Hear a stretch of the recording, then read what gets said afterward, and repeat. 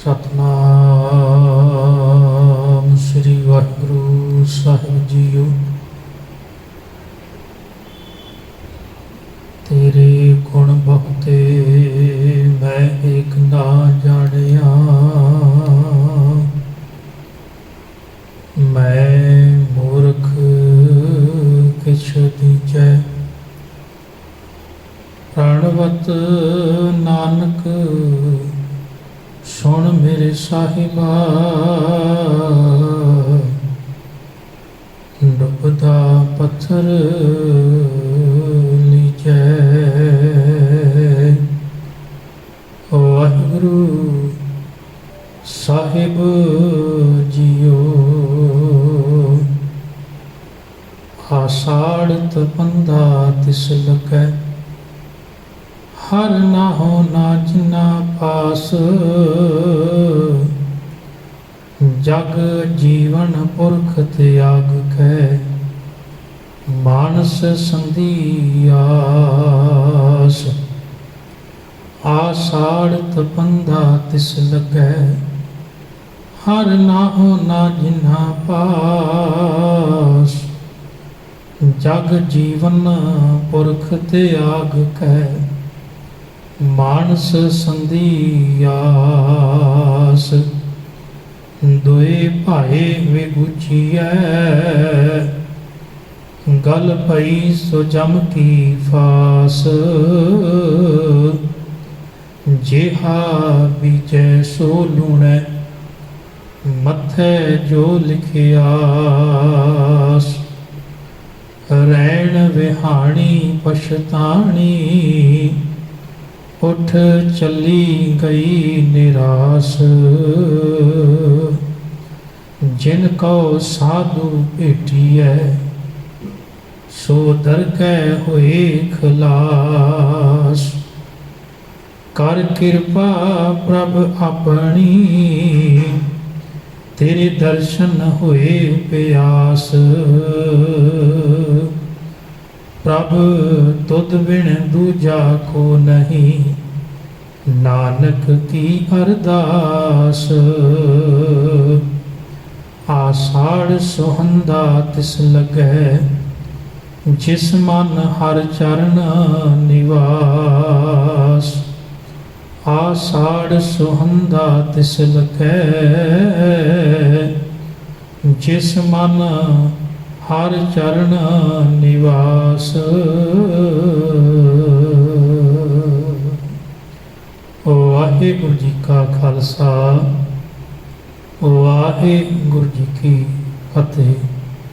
परम सन्मान योग गुरु प्यारी गुरु सवारी सत संगत जीओ, आप जी वडभागे हो।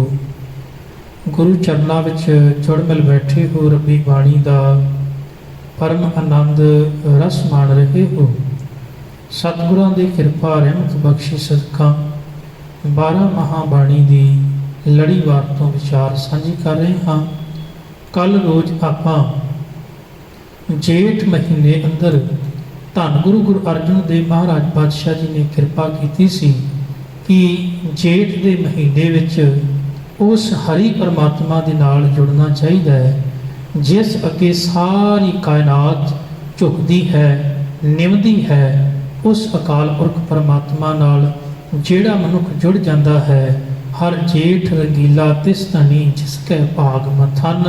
कि जेठ का महीना बड़ा ही आनंद वाला, खेड़े वाला, खुशी वाला बन जाता है, जेड़े अंदरों परमात्मा के चरणों नाल जुड़ जाते हैं। अज आपां विचार करनी है आषाढ़ के महीने की। हुण गुरु पातशाह जी ने आख्या भी जिवें जेठ के महीने विच अत की गर्मी हुंदी है, ते जिहड़ा हाड़ का महीना है इस विच भी अत की गर्मी है। हुण गुरु पातशाह जी ने ये गल सानू समझाई कि बाहर तो आषाढ़ का महीना है ते अत की गर्मी है, ते गर्मी का कारण सूरज की तपश है। सूरज के कारण ही सारिया रुतां तब्दील होंदियां हैं। महाराज बाणी विच आखदे ने कि जिहड़ा सूरज है वो एक है ते रुतां अनेक हैं।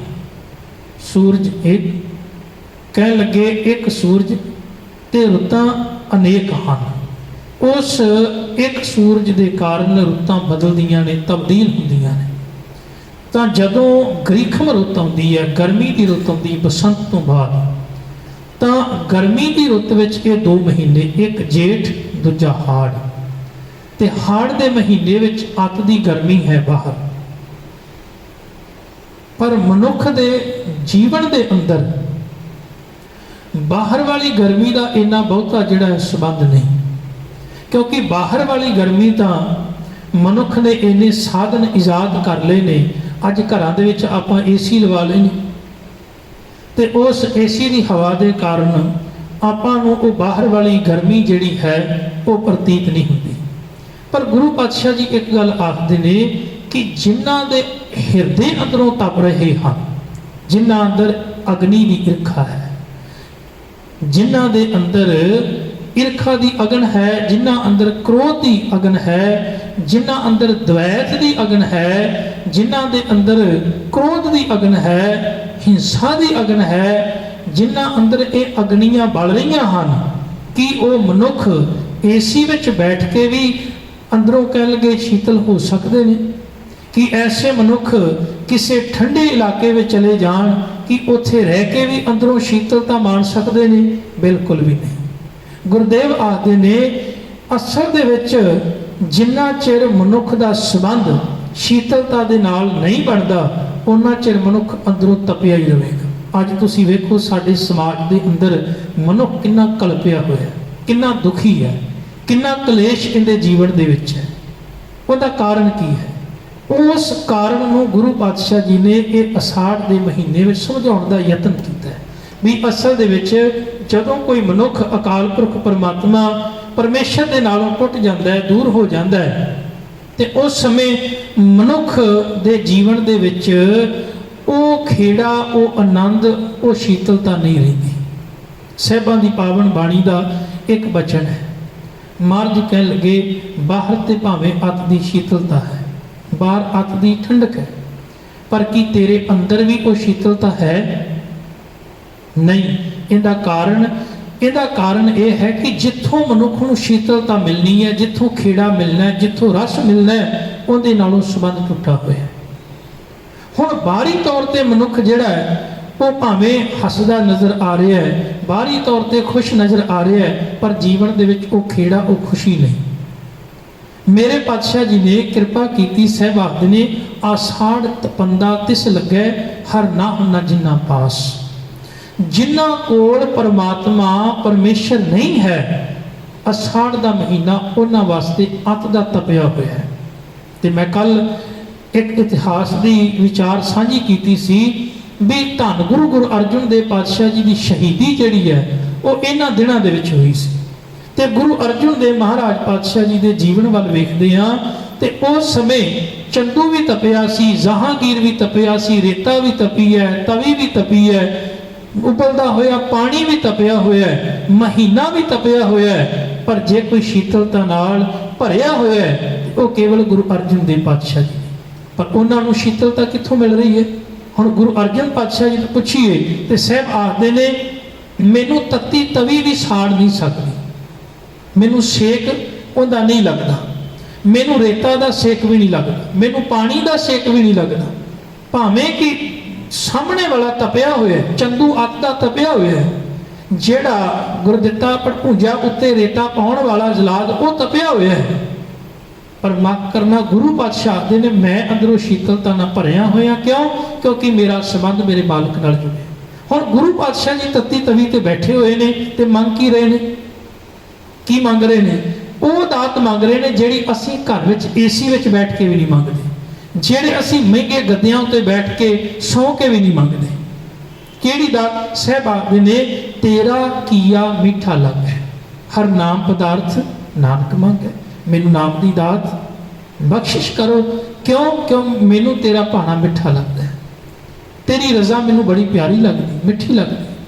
ਹੁਣ ਗੁਰੂ ਪਾਤਸ਼ਾਹ ਜੀ ਤੱਤੀ ਤਵੀ ਤੇ ਬੈਠੇ ਹੋਏ ਵੀ ਨਾਮ ਦੀ ਮੰਗ ਕਰ ਰਹੇ ਨੇ, ਤੇ ਇੱਥੇ ਆਪਾਂ ਭਾਵੇਂ ਬਾਹਰ ਜਿੰਨੀ ਮਰਜ਼ੀ ਸਾਡੇ ਜੀਵਨ ਵਿੱਚ ਠੰਡਕ ਹੋਵੇ, ਅਸੀਂ ਮਾਣ ਰਹੇ ਹੋਈਏ, ਪਰ ਤਾਂ ਵੀ ਅਸੀਂ ਗਿਲੇ ਸ਼ਿਕਵਿਆਂ ਵਿੱਚ ਜੀਵਨ ਗੁਜ਼ਾਰ ਰਹੇ ਹੁੰਦੇ।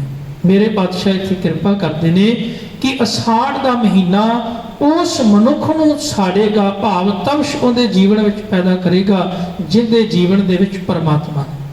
तां इह दो तरह की गल विचार है। एक तां बाहर वाली रुत बदली, बाहर गर्मी आई, पर यह तां समा पा के इहने बदल जाना है। ये तो हर साल इस तरह ही हुंदा है, गर्मी आउंदी है फिर अगे जाके फिर सर्दी आ जाती, इहने ते बदल जाना है। पर माफ करना जिहड़ा साडा अंदर है, हो सकता है बाहर अत की ठंड पैंदी होवे, पो माघ का महीना होवे ते साडा अंदर तां भी सड़ रहा होवे। धन गुरु अर्जन देव पातशाह जी आखते ने कि कई मनुख बाहरी तौर पर श्रृंगार करके ते वो ये समझते ने भी शायद इस श्रृंगार दे नाल ही परमात्मा खुश हो जाएगा, पर नहीं। मेरे पातशाह आखते ने जिन्ना चिर तेरे अंदरों संबंध मालक नाल नहीं ना जुड़ता, उन्ना चिर तेरा बाहर वाला श्रृंगार परमात्मा को खुश नहीं कर सकता। पढ़िए गुरु पातशाह जी के बचन। साहिब आखते ने बाहर ज्ञान ध्यान इशनान, अंतर व्यापै लोभ सुआन। अंतर अगन बाहर तन सुआ। कह लगे अंदर ते तेरे भट्ठी बल रही है, किते क्रोध की बल रही है, किते हंकार की बल रही है, किते ईर्खा द्वैत की बल रही है, अंदर ते तेरे भट्ठी बल रही है। अंतर अगन बाहर तन सुआ। सुभाविक गल है जी, अंदर अग बल रही तो बाहर सुआ तो फिर होगी, पर मनुख ने अपने तन ते सुआ बल ली। बाहर जिन्ने भी कर्म है धर्म दे करता है तो समझदा भी शायद मैं परमात्मा को खुश कर लवांगा। साहिब आखते ने नहीं प्यारिया, तू उन्ना चिर नहीं असल दे विच परमात्मा की प्राप्ति कर सकता जिन्ना चिर तेरे अंदर शीतलता पैदा नहीं। हुण एक गल होर बड़ी प्यारी भाई गुरदास जी आखते ने, कह लगे अगन माड़ी नहीं, अग माड़ी नहीं, अग बिल्कुल भी माड़ी नहीं, क्योंकि अग की वरतों असीं घरां दे विच करदे हां, पर जिहड़ी अग आपां घर दे विच वरतदे हां वो अग जिहड़ी है साडे काबू विच रहिंदी है, वो साडे काबू विच है। जिहड़ी अगन साडे काबू विच है वो साडे कई काम सवारदी। घर विच भोजन पकाउने आ, 36 प्रकार के भोजन असीं तैयार कर सकते हैं उसे ही अगन दे नाल। काहू ग्रह की अगन, कह लगे किते घर की जिहड़ी अग है, कह लगे पाक साक सिद्ध करे, कह लगे साडे किन्ने कारज सिद्ध कर देंदी है। पर कह लगे काहू ग्रह की अगन भवन जरात है, पर किते दी अगन, किसे घर की अगन कई बारी भवन नूं साड़ के सुहा कर देती है। हुण अग तो वही है, एक अग वो है जिहड़ी सानूं फायदा दे रही है, एक अग वो है जिहड़ी सानूं नुकसान दे रही है। जिहड़ी अगन साडे अधीन है वो तो सानूं फायदा देवेगी क्योंकि साडे काबू विच, जिहड़ी साडे काबू विच नहीं वो साडा नुकसान करेगी। हुण जिहड़े साडे अंदर काम है, क्रोध है, हंकार है, ये सारे विकार ने। हुण ये विकार अगर साडे काबू, मान लो भी क्रोध की अगन है, जे क्रोध साडे काबू विच है तो ये साडे कई कारज सिद्ध भी कर सकता है, पर जे ये काबू विच ना होवे तो साडे जीवन को बर्बाद भी कर सकता है। तो मेरे पातशाह जी ने समझाउण दा यत्न कीता है कि ये अगन जिहड़ी है ना तबश उदों बनती है जदों ये तेरे काबू विच नहीं, पर जदों ये काबू विच होवे ते दूजे पासे तेनू शीतलता मिल जाए। हुण जदों शीतलता मिल जाए तो यही अगन की बनती है, सेक बन जाती है।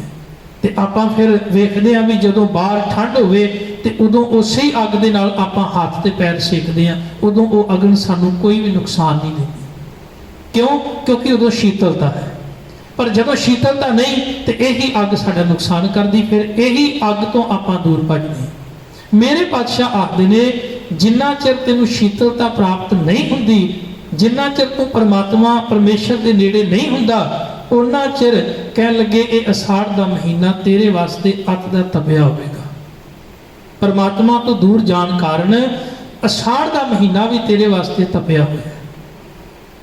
उस तपश के कारण कह लगे तेरे अंदर वो शीतलता, वो सहज, वो आनंद, वो खेड़ा नहीं। हुण जदों मनुख परमात्मा प्रभु तो दूर चला जाता है, परमेश्वर तो दूर चला जाता है, तो उहदे जीवन दे विचों फिर शीतलता भी चली जाती है, खेड़ा भी चला जाता है, आनंद भी चला जाता है। गुरु नानक देव महाराज पातशाह जी ने एक बड़ी प्यारी तस्वीर जिहड़ी है वो मनुख के सामने पेश की। ਸ਼ਲੋਕ ਵਾਰਾਂ ਤੇ ਵਧੀਕ ਵਿੱਚ ਜਦੋਂ ਆਪਾਂ ਪੜ੍ਹਦੇ ਹਾਂ ਤੇ ਗੁਰੂ ਨਾਨਕ ਦੇ ਮਹਾਰਾਜ ਪਾਤਸ਼ਾਹ ਜੀ ਆਖਦੇ ਨੇ, ਇੱਕ ਵਾਰ ਇੱਕ ਮੁਸਾਫਰ ਰਸਤੇ ਤੋਂ ਗੁਜ਼ਰਿਆ ਜਾ ਰਿਹਾ ਸੀ, ਰਸਤੇ ਤੋਂ ਲੰਘ ਰਿਹਾ ਤੇ ਗੁਜ਼ਰਦਿਆਂ ਹੋਇਆਂ ਗਰਮੀ ਬਹੁਤ ਸੀ, ਅੱਤ ਦੀ ਗਰਮੀ ਸੀ, ਪਿਆਸ ਵੀ ਬੜੀ ਲੱਗੀ ਸੀ। ਜਦੋਂ ਰਸਤੇ ਤੋਂ ਗੁਜ਼ਰ ਰਿਹਾ ਤਾਂ ਉਹ ਜਦੋਂ ਕੁਝ ਦੂਰੀ ਤੇ ਗਿਆ ਤੇ ਉਹਨੂੰ ਇੱਕ ਬੜਾ ਹੀ ਪਿਆਰਾ ਇੱਕ ਸਰੋਵਰ ਨਜ਼ਰ ਆਇਆ, ਬੜਾ ਹੀ ਪਿਆਰਾ। ਜਦੋਂ ਉਹਨੇ ਨਜ਼ਰ ਮਾਰੀ ਤੇ ਉੱਥੇ ਵਿੱਚ ਮੱਛੀਆਂ ਸਨ, ਡੱਡੂ ਸਨ ਤੇ ਉਹਦੇ ਚਾਰੇ ਪਾਸੇ ਹਰਿਆਵਲ ਸੀ, ਬੜੇ ਸੋਹਣੇ ਫੁੱਲ ਖਿੜੇ ਹੋਏ ਸਨ, ਭੌਰੇ ਗੂੰਜਾਂ ਪਾ ਰਹੇ ਸਨ। ਤੇ ਉਹ ਮੁਸਾਫਰ ਦਾ ਚਿੱਤ ਕੀਤਾ ਵੀ ਇੰਨੀ ਰਮਣੀਕ ਜਗ੍ਹਾ, ਇੰਨੀ ਖੂਬਸੂਰਤ, ਇੰਨੀ ਪਿਆਰੀ ਜਗ੍ਹਾ, ਕਿਉਂ ਨਾ ਮੈਂ ਕੁਝ ਸਮਾਂ ਇੱਥੇ ਰੈਸਟ ਕਰਾਂ, ਆਰਾਮ ਕਰਾਂ। ਕਿੰਨੀ ਪਿਆਰੀ ਜਗ੍ਹਾ, ਮਨ ਨੂੰ ਮੋਹ ਲਿਆ। ਕੁਝ ਸਮੇਂ ਉਹਨੇ ਉੱਥੇ ਬੈਠ ਕੇ ਲੰਮਿਆਂ ਪੈ ਕੇ ਤੇ ਆਪਣਾ ਸਮਾਂ ਬਤੀਤ ਕੀਤਾ, ਉੱਥੋਂ ਪਾਣੀ ਵੀ ਪੀਤਾ, ਸੁੱਖ ਮਾਣਿਆ ਤੇ ਉਹਨੂੰ ਬੜਾ ਚੰਗਾ ਲੱਗਾ, ਬੜਾ ਪਿਆਰਾ ਲੱਗਾ। ਹੁਣ ਇਹੋ ਜਿਹੀਆਂ ਥਾਵਾਂ ਹਰ ਥਾਂ ਤੇ ਨਹੀਂ ਹੁੰਦੀਆਂ, ਕਿਤੇ ਕਿਤੇ ਹੁੰਦੀਆਂ ਨੇ ਮਨ ਨੂੰ ਮੋਹ ਲੈਣ ਵਾਲੀਆਂ।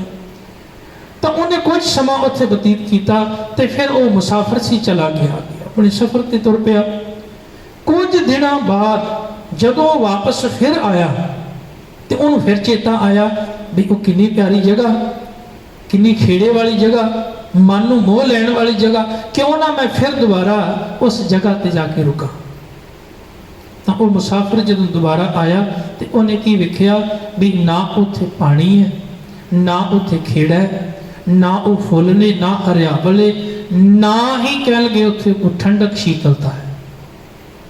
ਉਹਦੇ ਪੱਲੇ ਕੇਵਲ ਨਿਰਾਸ਼ਾ, ਬੜਾ ਉਦਾਸ ਹੋਇਆ, ਨਿਰਾਸ਼ ਹੋ ਗਿਆ ਮੁਸਾਫਰ।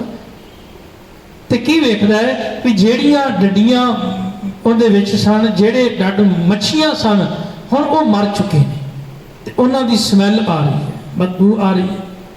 ਉਹਨੇ ਬਿਲਕੁਲ ਸਰੋਵਰ ਦੇ ਕੋਲ ਜਾ ਕੇ ਬੈਠ ਕੇ ਤੇ ਉਹਨੇ ਸਵਾਲ ਕੀਤਾ, ਕਹਿ ਲੱਗੇ ਵੀ ਮੈਨੂੰ ਇਹ ਦੱਸ, ਜਦੋਂ ਮੈਂ ਗਿਆ ਸਾਂ ਉਦੋਂ ਬੜੀ ਹਰਿਆਵਲ ਸੀ, ਬੜਾ ਖੇੜਾ ਸੀ, ਬੜਾ ਚੰਗਾ ਲੱਗਦਾ ਸੀ, ਤੇਰੇ ਕੋਲ ਬੈਠਣਾ ਬੜਾ ਪਿਆਰਾ ਲੱਗਦਾ ਸੀ, ਦਿਲ ਕਰਦਾ ਸੀ ਵੀ ਤੇਰੇ ਕੋਲ ਬੈਠਾ ਰਹਾਂ, ਮਨ ਨੂੰ ਮੋਹ ਲਿਆ ਸੀ, ਤੇਰੀ ਸੁੰਦਰਤਾ, ਤੇਰੀ ਖੂਬਸੂਰਤੀ, ਤੇਰਾ ਖੇੜਾ, ਉਹ ਭੌਰਿਆਂ ਦੀਆਂ ਗੁਜ਼ਾਰਾਂ, ਉਹ ਮੱਛੀਆਂ ਜੋ ਪਾਣੀ ਦੇ ਵਿੱਚ ਤਾਰੀਆਂ ਲਾਉਂਦੀਆਂ, ਬੜਾ ਮਨਮੋਹਕ ਦ੍ਰਿਸ਼ ਸੀ। ਪਰ ਉਹ ਕਿੱਥੇ ਚਲਾ ਗਿਆ?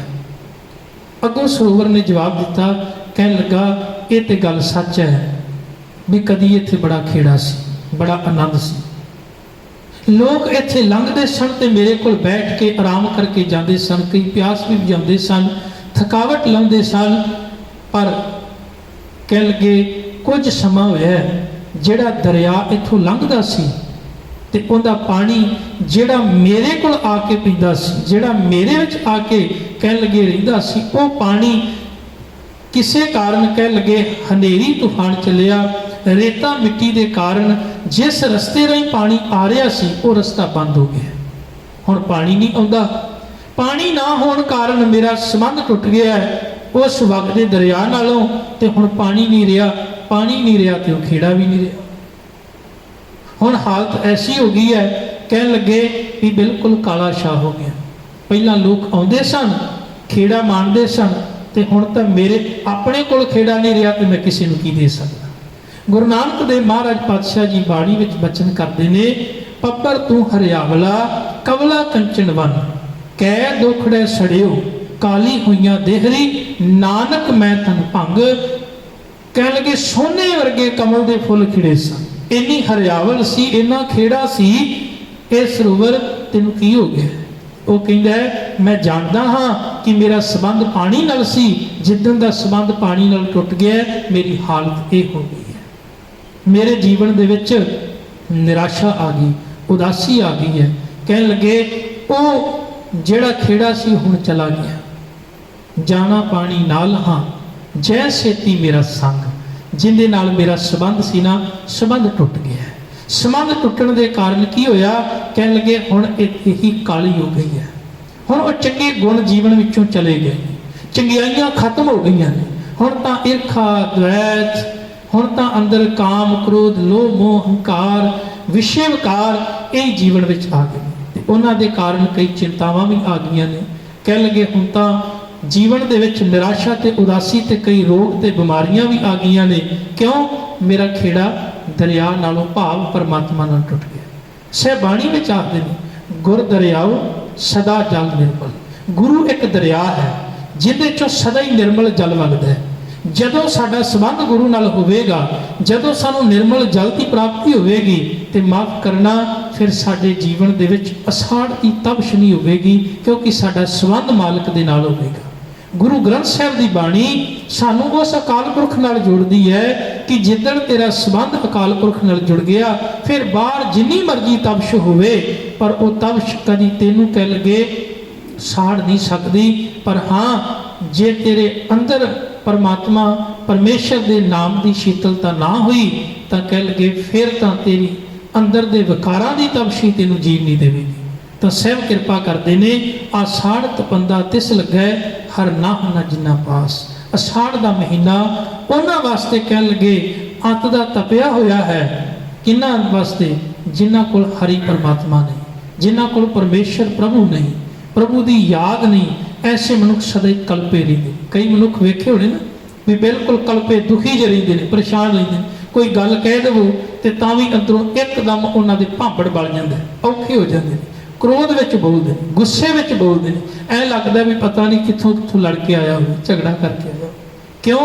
इहदा कारण कि अंदरों शीतलता नहीं रही, अंदर सहज निर्मलता नहीं रही, अंदरों संबंध मालिक नालों टुट गया, तो यह हालत हो गई। गुरुदेव आखते ने आषाढ़ तपंदा तिस लगे हर नाह न जिन्ना पास। जग जीवन पुरख त्याग के मानस संधि आस। होया कि अकाल पुरख परमात्मा नूं भुला के हुण मनुखां दे उत्ते आस रख लई।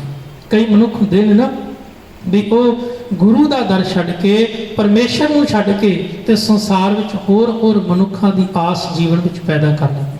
पर गुरु ग्रंथ साहिब की बाणी बड़े ही दृढ़ता के नाल मनुख नूं समझाउंदी है, मानुख की टेक बिरथ ही समझा, देवन को एक है भगवान।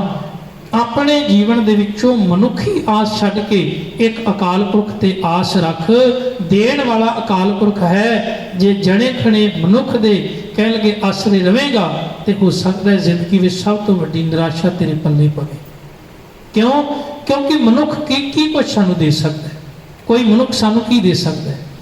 अगर असी किसी मनुख तो आस ला के रखते हैं भी कोई मनुख सानू कोई चीज़ देवेगा, तो माफ़ करना एक मनुख सानू उन्ना दे सकता है जिन्ना उहदे कोल है, उस तो घट ही देवेगा।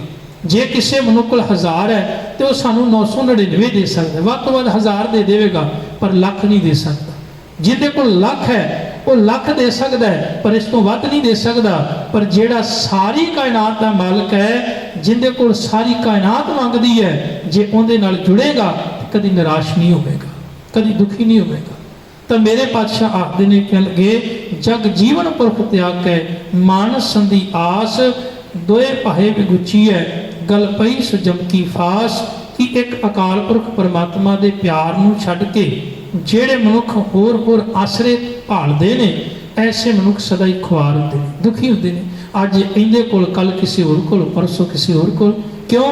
जे किसी मनुख दे कोल गया गल नहीं बनी तो फिर कल कोई होर दस देगा, फिर उहदे कोल चला जाएगा। वैसे जिंदी गुरु ग्रंथ साहिब पातशाह जी तो, गुरु ग्रंथ साहिब पातशाह जी के कोलों जिहदे मन की भावना पूरी नहीं हुई, वो दुनिया के किसी भी गुरु कोल चला जाए, माफ़ करना कभी तृप्त नहीं हो सकता, कभी खुश नहीं हो सकता। तो पातशाह आखते ने एक मालक नूं छड्ड के मनुख सदा खुआर हुंदा है ते जमा की फाही गल विच पैंदी है। जे हा बीजे सो लुने मत्थे जो लिखियास। पर कुदरत का एक नियम है कि जिहो जिहा मनुख जो बीजदा है उहनूं उहो जिहा वढना पैंदा है। ये नियम है कुदरत का, ये शुरू तो बनया हुआ है कि जिहो जिहा मनुख संसार में कर्म करता है उहो जिहा मनुख नूं फिर वो फल वढना पैंदा है, उहो जिहा कर्म भोगना पैंदा है। महाराज बाणी विच कृपा करके मनुख नूं समझाउंदे ने, कह लगे जे तू अपने जीवन दे विच जिहो जे फल बीजण दा यतन करेगा वढेगा भी उहो जिहा। इस करके गुरु नानक देव महाराज जी ने मनुख नूं स्पष्ट लफ्ज़ां विच कह दिता, कह लगे करमी आपो अपने। कर्म हर किसी के आपो अपने ने। ਕਰਮਾਂ ਨੂੰ ਕੋਈ ਮਨੁੱਖ ਵੰਡ ਨਹੀਂ ਸਕਦਾ। ਇਹ ਨਹੀਂ ਕਹਿ ਸਕਦਾ ਵੀ ਲੈ ਆ ਮੈਂ ਕਰਮ ਕੀਤੇ ਤੂੰ ਲੈ ਲੈ, ਜਾਂ ਤੇਰੇ ਕੀਤੇ ਹੋਏ ਕਰਮ ਮੈਂ ਭੋਗ ਲਵਾਂ। ਨਹੀਂ, ਮਹਾਰਾਜ ਆਖਦੇ ਨੇ ਦੱਦੈ ਦੋਸ਼ ਨਾ ਦੇਉ ਕਿਸੈ, ਦੋਸ਼ ਕਰਮਾਂ ਆਪਣਿਆ, ਜੋ ਮੈਂ ਕੀਆ ਸੋ ਮੈਂ ਪਾਇਆ, ਦੋਸ਼ ਨਾ ਦੀਜੈ ਅਵਰ ਜਨਾ, ਕਿਸੇ ਹੋਰ ਦਾ ਦੋਸ਼ ਨਹੀਂ। ਜੋ ਤੂੰ ਕੀਤਾ ਹੈ ਉਹੀ ਅਸਲ ਦੇ ਵਿੱਚ ਤੈਨੂੰ ਹਾਸਲ ਹੋਵੇਗਾ, ਪ੍ਰਾਪਤ ਹੋਵੇਗਾ। ਜਿਹਾ ਬੀਜੈ ਸੋ ਲੂਣੈ, ਮੱਥੇ ਜੋ ਲਿਖਿਆਸ, ਜੋ ਮੱਥੇ ਤੇ ਲੇਖ ਲਿਖਿਆ ਜਾ ਚੁੱਕਿਆ ਹੈ ਉਸ ਮੁਤਾਬਕ ਹੀ ਮਨੁੱਖ ਨੂੰ ਹਾਸਲ ਹੁੰਦਾ ਹੈ। ਰਹਿਣ ਵਿਹਾਣੀ ਪਛਤਾਣੀ ਉੱਠ ਚੱਲੀ ਗਈ ਨਿਰਾਸ। ਜੀਵ ਇਸਤਰੀ ਜਿਹੜੀ ਅਕਾਲ ਪੁਰਖ ਪਰਮਾਤਮਾ ਪਰਮੇਸ਼ਰ ਤੋਂ ਵਿਛੜੀ ਹੈ, ਦੂਰ ਹੈ, ਕਹਿਣ ਲੱਗੇ ਉਹਦੀ ਜ਼ਿੰਦਗੀ ਦੀ ਰਾਤ ਪਛਤਾਵਿਆਂ ਦੇ ਵਿੱਚ ਲੰਘ ਜਾਂਦੀ ਹੈ, ਅਜਾਈਂ ਗੁਜ਼ਰ ਜਾਂਦੀ ਹੈ ਤੇ ਉਹ ਸੰਸਾਰ ਵਿੱਚੋਂ ਨਿਰਾਸ਼ ਹੋ ਕੇ ਚਲੀ ਜਾਂਦੀ ਹੈ। ਜਿਨ ਕੋ ਸਾਧੂ ਭੇਟੀ ਹੈ ਸੋ ਦਰਗਹਿ ਹੋਏ ਖਲਾਸ। ਹਾਂ, ਜਿਨ੍ਹਾਂ ਨੂੰ ਗੁਰੂ ਮਿਲ ਜਾਂਦਾ ਹੈ, ਗੁਰੂ ਦਾ ਸਹਾਰਾ ਮਿਲ ਜਾਂਦਾ ਹੈ, ਗੁਰੂ ਦਾ ਮਿਲਾਪ ਹੋ ਜਾਂਦਾ ਹੈ, ਐਸੇ ਮਨੁੱਖ ਰੱਬੀ ਦਰਗਾਹ ਵਿੱਚ ਵੀ ਸੁਰਖਰੂ ਹੋ ਜਾਂਦੇ ਨੇ, ਭਾਵ ਪ੍ਰਵਾਨ ਹੋ ਜਾਂਦੇ ਨੇ। ਕਰ ਕਿਰਪਾ ਪ੍ਰਭ ਆਪਣੀ, ਤੇਰੇ ਦਰਸ਼ਨ ਹੋਏ ਪਿਆਸ।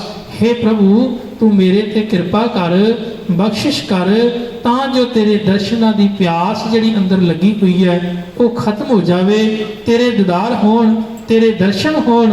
ਬਸ ਇਹ ਕੇਵਲ ਜੀਵਨ ਦੇ ਵਿੱਚ ਇੱਕ ਮੰਗ ਹੈ। ਗੁਰਦੇਵ ਅਖੀਰ ਤੇ ਬਚਨ ਕਰਦੇ ਨੇ, ਪ੍ਰਭ ਤੁਧ ਬਿਨ ਦੂਜਾ ਕੋ ਨਹੀਂ, ਨਾਨਕ ਕੀ ਅਰਦਾਸ ਕਿ हे ਪ੍ਰਭੂ ਤੇਰੇ ਤੋਂ ਬਿਨਾ ਹੋਰ ਕੋਈ ਨਹੀਂ, ਕੇਵਲ ਤੂੰ ਹੀ ਮੇਰਾ ਹੈ। ਇਸ ਕਰਕੇ ਤੇਰੇ ਚਰਨਾਂ ਦੇ ਵਿੱਚ ਮੇਰੀ ਅਰਦਾਸ ਹੈ, ਬੇਨਤੀ ਜ਼ੋਦੜੀ ਹੈ। ਆਸਾੜ ਸੁਹੰਦਾ ਤਿਸ ਲੱਗੈ, ਜਿਸ ਮਨ ਹਰ ਚੜ੍ਹ ਨਿਵਾਸ। ਕਹਿਣ ਲੱਗੇ ਜਿਸ ਮਨੁੱਖ ਦੇ ਮਨ ਵਿੱਚ ਪਰਮਾਤਮਾ ਦੇ ਚਰਨ ਕਮਲਾਂ ਦਾ ਨਿਵਾਸ ਬਣ ਜਾਂਦੇ, ਭਾਵ ਜਿੰਦੇ ਮਨ ਚਿੱਤ ਵਿੱਚ ਪ੍ਰਭੂ ਦੀ ਸਿੱਖਿਆ ਟਿਕ ਜਾਂਦੀ ਹੈ, ਜਿੰਦਾ ਜੀਵਨ ਗੁਰੂ ਆਸ਼ੇ ਅਨੁਸਾਰ ਹੋ ਜਾਂਦਾ ਹੈ, ਐਸੇ ਮਨੁੱਖ ਵਾਸਤੇ ਅਸਾੜ ਦਾ ਮਹੀਨਾ ਵੀ ਬੜਾ ਸੁਹਾਵਣਾ ਹੈ, ਬੜਾ ਚੜ੍ਹਦੀ ਕਲਾ ਵਾਲਾ, ਬੜਾ ਪਿਆਰਾ ਹੈ। ਕਿਹਦੇ ਵਾਸਤੇ? ਜਿੰਦੀ ਅੰਦਰੋਂ ਸਾਂਝ ਪਰਮਾਤਮਾ ਨਾਲ ਬਣ ਗਈ। ਗੁਰਦੇਵ ਕਿਰਪਾ ਕਰਨ ਪਿਆਰਿਓ, ਸਾਡੀ ਸਾਂਝ ਮਾਲਕ ਨਾਲ ਬਣੇ, ਸਾਡੀ ਅੰਦਰੋਂ ਜਿਹੜੀ ਸੁਰਤ ਹੈ ਪ੍ਰਭੂ ਨਾਮ ਨਾਲ ਜੁੜੇ। ਤੇ ਜਿੱਦਣ ਅਸੀਂ ਅੰਦਰੋਂ ਪਰਮਾਤਮਾ ਦੇ ਨਾਮ ਨਾਲ ਜੁੜਾਂਗੇ, ਜਿੱਦਣ ਅੰਦਰੋਂ ਸਾਨੂੰ ਸ਼ੀਤਲਤਾ ਮਿਲੇਗੀ, ਫਿਰ ਬਾਹਰ ਵਾਲਾ ਸੇਕ, ਬਾਹਰ ਵਾਲੀ ਤਪਸ਼ ਜਿਹੜੀ ਹੈ ਉਹ ਸਾਨੂੰ ਡੁਲਾ ਨਹੀਂ ਸਕਦੀ। ਇਤਿਹਾਸ ਵਿੱਚੋਂ ਬੇਅੰਤ ਹੀ ਘਟਨਾਵਾਂ ਭਗਤ ਪ੍ਰਹਿਲਾਦ ਦੇ ਜੀਵਨ ਨੂੰ ਪੜ੍ਹ ਕੇ ਵੇਖ ਲਈਏ। ਅਗਨੀ ਵਿੱਚ ਬੈਠੇ ਨੇ ਪਰ ਅਗਨੀ ਉਹਨਾਂ ਦਾ ਕੁਝ ਵਿਗਾੜ ਨਹੀਂ ਸਕੀ। ਕਿਉਂ? ਕਿਉਂਕਿ ਅੰਦਰੋਂ ਮਾਲਕ ਦੇ ਨਾਲ ਸਾਂਝ ਹੈ, ਅੰਦਰੋਂ ਮਾਲਕ ਨਾਲ ਪਿਆਰ ਹੈ। ਜਿੱਦਣ ਸਾਡੀ ਸਾਂਝ ਅੰਦਰੋਂ ਨਾਮ ਨਾਲ ਪੈ ਗਈ, ਗੁਰੂ ਸ਼ਬਦ ਨਾਲ ਬਣ ਗਈ, ਫਿਰ ਦੁਨੀਆ ਦੀ ਕੋਈ ਵੀ ਐਸੀ ਤਪਸ਼ ਨਹੀਂ ਜਿਹੜੀ ਸਾਨੂੰ ਡੁਲਾ ਸਕੇ। ਗੁਰੂ ਕਿਰਪਾ ਕਰੇ ਸਾਨੂੰ ਸਾਰਿਆਂ ਨੂੰ ਆਪਣੇ ਚਰਨਾਂ ਨਾਲ ਜੋੜ ਕੇ ਰੱਖਣ। ਵਿਚਾਰ ਕਰਦੇ ਹਾਂ, ਬੇਅੰਤ ਭੁੱਲਾਂ ਹੋਈਆਂ ਬਖਸ਼ ਲੈਣੀਆਂ। ਬੁਲਾਓ ਫਤਿਹ। ਵਾਹਿਗੁਰੂ ਜੀ ਕਾ ਖਾਲਸਾ, ਵਾਹਿਗੁਰੂ ਜੀ ਕੀ ਫਤਿਹ।